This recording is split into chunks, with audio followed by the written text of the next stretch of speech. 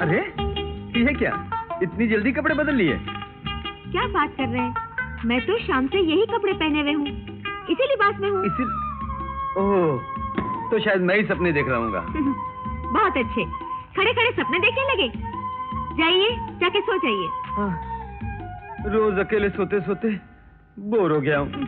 तो फिर जाके नौकर के कमरे में सो जाइए। नौकर? छी, उसे क्या काट कर खाऊं? तुम मेरी तकलीफ क्यों नहीं समझती? देखो ना, तुम्हारे डैडी अपने पैदा होने वाले नवासे के लिए कितना खुश हो रहे थे, उसके लिए नाम भी चुन लिया था। उनकी खुशी के लिए हमारी तरफ से कोशिशें, एफर्ट बहुत जरूरी है ना। बिल्कुल नहीं, जब तक मैं पब्लिक प्रोसिक्यूटर न बन जाऊं, मेरे लिए आराम हराम है। और फिर मुझे कल के केस की तैयारी भी करनी है। अरे ऐसे केस तो रोज ही लगे रहते हैं, जरा इस केस की तरफ भी ध्यान दो ना। मुझे काम है, प्लीज आप जाइए ना। देखो Sadhna, Indian marriage act number 25 1955 section I के तहत अगर पति कुछ चाहे और पत्नी इनकार करे तो ये संगीन जुर्म है, और ऐसी हालत में अगर पति अपनी पत्नी का बलात्कार भी करे तो ये जुर्म नहीं है। Do you know that? अरे डू यू नो दैट? ओह, ये बात है। इंडियन पेनल कोड की दफा 105 ऑफ 1860 सेक्शन 375 के मुताबिक बलात्कार एक भयंकर जुर्म है। 6 साल की कठिन सजा भी हो सकती है। You know that? ये कौन सा सेक्शन है? कोई जबरदस्ती का सेक्शन है क्या?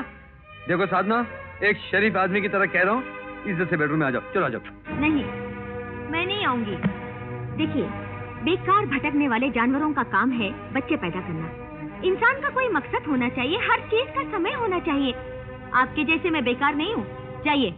देखो, मैं नर्मी दिखा रहा हूँ और तुम हद से आगे बढ़ती जा रही हो। Now this is too much. आप बहुत बदतमीजी करने लग गए हैं। जबान पर काबू रखो। मैं तुम्हारा पति हूँ, नौकर नहीं, जिसे तुम तमीज सिखा रही हो। तमीज नाम की चीज का आपको एहसास नहीं है, इसलिए याद दिला रही हूँ।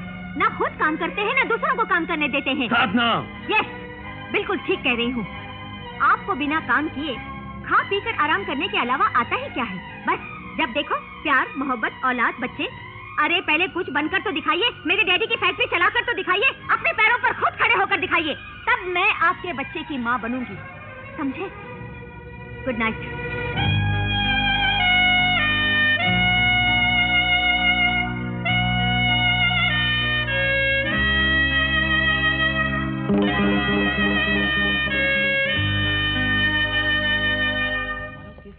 Ladies and gentlemen, there is a wonderful news for Sadhna.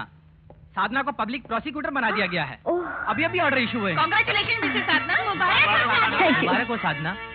Thank you very much. आज का दिन मेरी जिंदगी का सबसे बड़ी खुशी का दिन है। इसी दिन के लिए मैंने दिन का चैन और रातों की नींद हराम कर दी थी। मैं आप सबको इस खुशी में शामिल करना चाहती हूँ। अगले संडे को मेरी तरफ से पार्टी होगी और आप सब वहाँ जरूर आएंगे।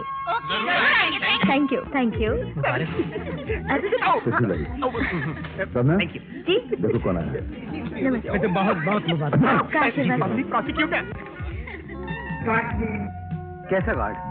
मैं एडवोकेट विजय हूँ। वो सब कुछ नहीं चलेगा। जाने देगा वरना नहीं जाने देगा। अरे कमाल के आदमी हो, आप इन्हें नहीं जानते? साधना जी के पति हैं ये। आप आइए सर, ये लो मेरा कार्ड। बदतमीज कहीं का। हाय साधना, सॉरी फॉर द डिले। कितना बदतमीज आदमी था, गेट पर अंदर आने से रोक रहा था। इस तरह कपड़े पहनकर आएंगे तो जरूर रोकेगा। क्या खराबी है इन कपड़ों में? ओह कम ऑन, कितने बड़े बड़े लोग आए हैं इस पार्टी में। आपको यहाँ सूट पहनकर आना चाहिए था।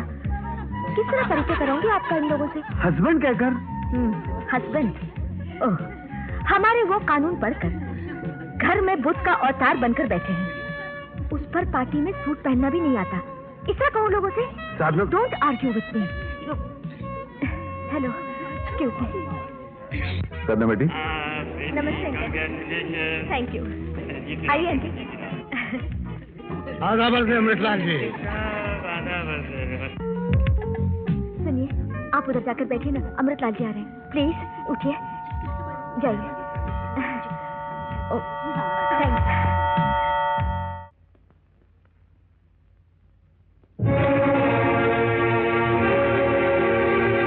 साधना, साधना, साधना, मुझे भूख लगी है। उफ। अरे क्या कर रहे हैं आप? गाना क्यों बंद कर दिया? मैंने गाना इसलिए बंद कर दिया ताकि मेरे दिल के दर्द की आवाज तुम्हारे कानों तक पहुंच सके। दर्द?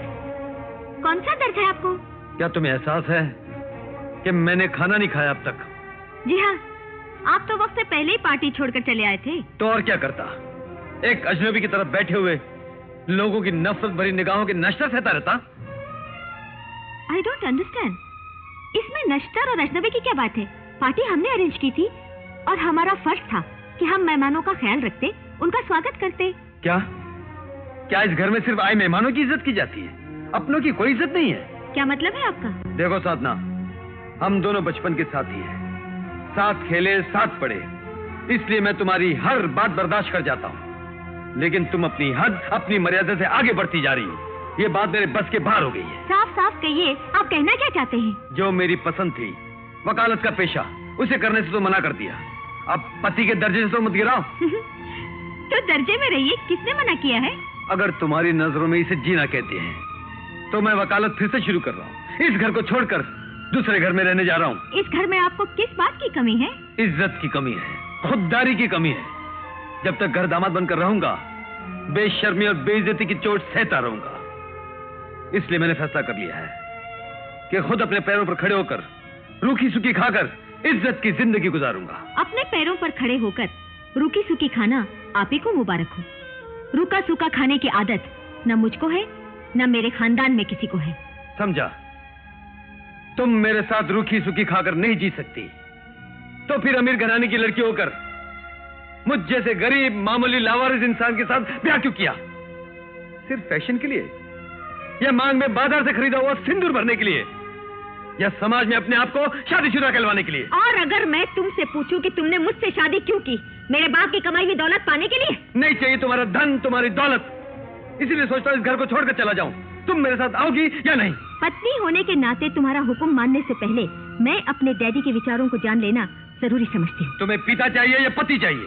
दोनों चाहिए, लेकिन दोनों में पहले मेरे पिताजी थे, उसके बाद आप मेरी जिंदगी में आए। दो कश्तियों में सवार होकर सफर की इच्छा रखने वाले बेवकूफ कहलाते हैं, और सुराख वाली कश्ती में सफर की इच्छा रखने वाले उससे भी बड़े बेवकूफ कहलाते हैं। ब्यूटीफुल, क्या जबान इस्तेमाल की है।